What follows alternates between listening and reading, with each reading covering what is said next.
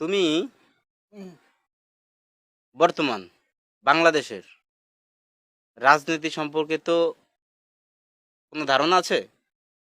হুম? বর্তমানে কোন দল ক্ষমতায় আসলে ভালো হবে? ভালো হবে, হয়তো আমার দেখলে ভালো হবে। জামাত আসলে ভালো হবে। কোন দিক দিয়ে? কোন দিক দিয়ে? যেরকম এই যে তোমার মনে করো মহিলা বাইরে, হুম। এটা একটু হালকা ভালো হবে। মহিলারা যে একটু অগোছালো ভাবে বের হয়, ওটা একটু হ্যাঁ, ভালো হবে। ও, আচ্ছা আচ্ছা, এই জন্য তুমি চাও যে জামাত ক্ষমতায় আসুক।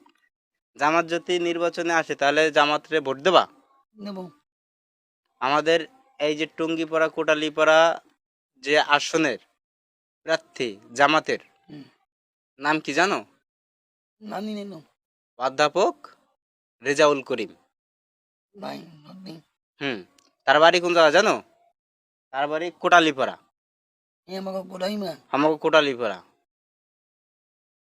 তাহলে জামাতরে ভোট দেবা, তাই তো? আচ্ছা।